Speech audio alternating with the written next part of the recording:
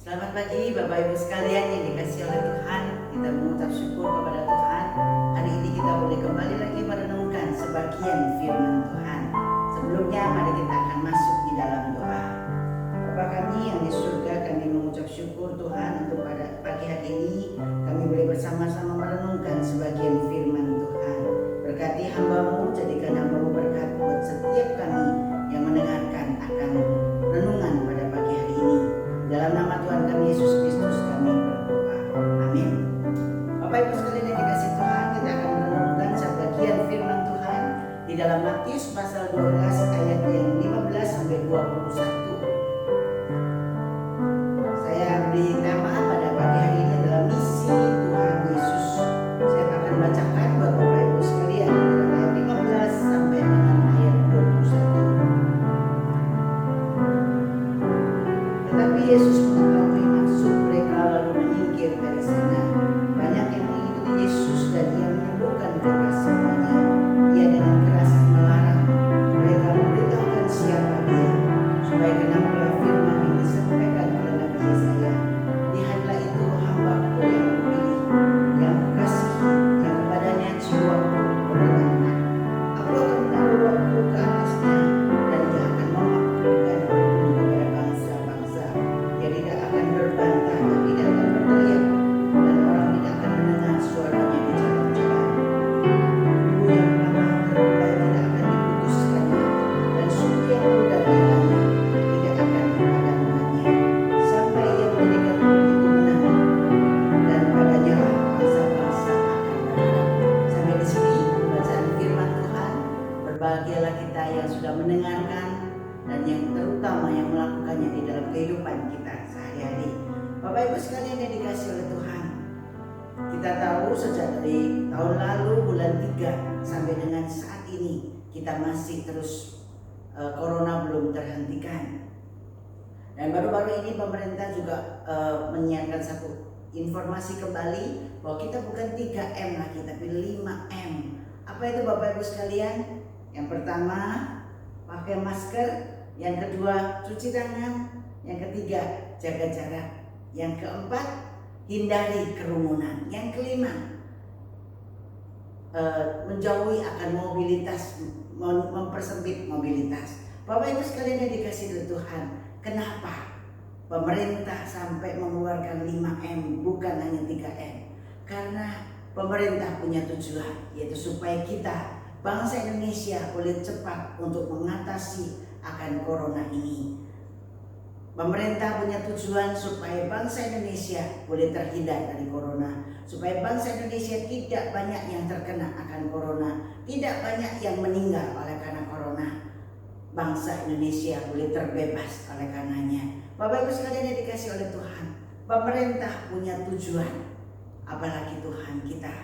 Pada saat Tuhan kita Yesus Kristus datang ke dalam dunia, Dia punya tujuan, yaitu untuk menyelamatkan bangsa, menyelamatkan orang-orang yang percaya kepadanya. Dan pada hari ini kita bisa melihat sebagian daripada firman Tuhan di dalam Matius tadi pasal 12 ayat 15 sampai 21. Apa yang dikatakan oleh Tuhan? Manusia ada di dalam dunia itu punya misi, punya tujuan masing-masing. Hal ini dilakukan oleh Tuhan. Dan Tuhan menempatkan kita di dalam dunia. Jadi Tuhan menempatkan manusia itu bukan asal-asalan, tapi Dia punya misi, punya tujuan. Dia menaruh setiap kita. Dan bagaimana kita manusia ini meresponi akan tujuan daripada Tuhan. Kita mengucap syukur kepada Tuhan bahwa kita yang mendengarkan renungan saya dan pada saat ini boleh bersama-sama merenungkan firman Tuhan. Kita tahu kita meresponi misi daripada Tuhan, yaitu percaya kepada Tuhan. Banyak manusia yang tidak dapat meresponi akan tujuan yang diberikan oleh Tuhan kepada setiap manusia. Sehingga gimana manusia ini yang tidak bisa meresponi? Mereka cepat sekali putus asa. Mereka cepat sekali menghadapi hal-hal, sesuatu hal mereka mudah sekali untuk give up, gak tahu harus gimana di dalam menghadapi hidup ini. Tetapi inilah misi daripada Tuhan Yesus. Tuhan Yesus datang ke dalam dunia. Dia mau kita dapat percaya kepada Tuhan. Karena di dalam ayat-ayat yang kita baca tadi, Tuhan Yesus menegaskan kepada kita bahwa Dia adalah utusan Allah dan Dia sendiri adalah Allah, dan Dia ada punya otoritas untuk menjadi perantara bagi bangsa-bangsa. Yang kedua, kehadirannya tidak ditandai oleh kegemparan, perbantahan, teriakan, dan tanpa publikasi, karena semua orang pasti akan merasakan akan kehadirannya. Yang ketiga, misinya adalah menegakkan hukum dan membawa kemenangan bagi orang-orang yang ditindas dan tak berpengharapan. Sebab hanya kepada Tuhan satu-satunya pengharapan bagi semua bangsa. Dan bagi kita yang give up, bagi kita yang tidak tahu harus gimana dan bagaimana caranya untuk menghadapinya, inilah jalan yang diberikan oleh Tuhan.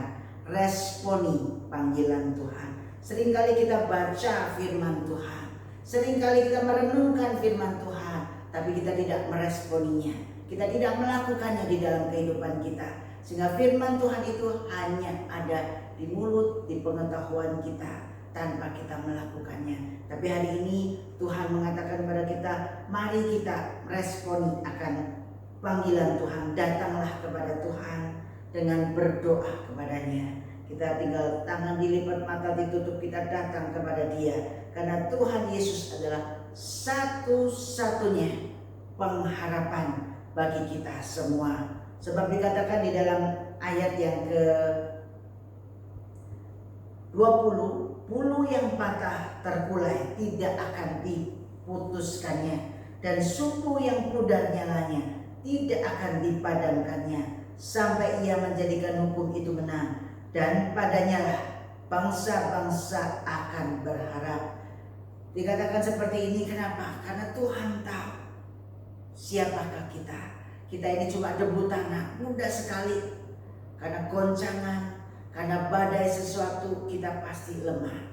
Tapi Tuhan justru mengatakan di dalam Matius pasal 11 ayat 28, marilah kepadaku semua yang letih, lesu dan berbeban berat, aku akan memberikan kelegaan kepadamu. Tuhan mengatakan Tuhan akan memberikan kelegaan. Gimana caranya? Semua yang letih lesu berbeban berat datang kepada Tuhan, menyambut, meresponi akan panggilan Tuhan. Sehingga apa? Sehingga kita punya kelegaan di dalam hidup ini. Di dalam hidup ini kita tahu tambah lama tambah banyak hal yang terjadi.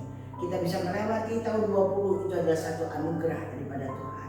Dan saat ini baru 22 hari kita masuk di dalam tahun 21. Kita mau di dalam tahun 21 ini kita mau punya pengharapan daripada Tuhan.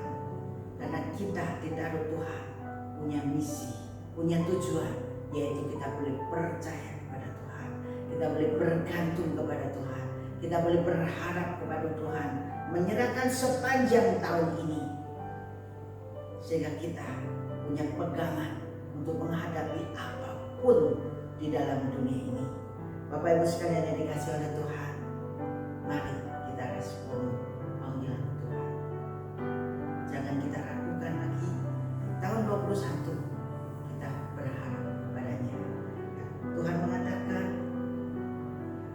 bulu yang patah terkulai tidak diputuskan, sumbu yang pudar nyalanya tidak akan dipadamkannya. Karena Tuhan tahu siapa kita.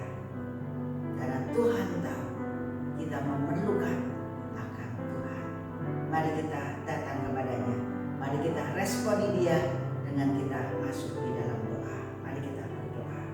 Bapa kami yang di surga, kami mengucap syukur Tuhan kalau Tuhan terus mengingatkan kami bahwa apapun yang terjadi dengan kami, Tuhan tidak akan pernah meninggalkan kami. Walaupun bagaimanapun Tuhan tetap menyertai, Tuhan tetap akan memberkati kami, Tuhan akan selalu menggendong kami. Terima kasih Tuhan untuk firman-Mu pada pagi hari ini. Dan biarlah firman-Mu ini Tuhan boleh kami bawa untuk kami boleh menghadapi tahun 21 ini dengan penyertaan, dengan pengharapan daripada-Mu. Karena misi-Mu adalah menyertai, membuat kami selalu percaya, selalu bergantung kepada-Mu Tuhan. Terima kasih Tuhan. Di dalam nama Tuhan Yesus kami berdoa. Amin. Amin. Bapak Ibu sekalian, kita mengucap syukur pada hari ini kita boleh belajar.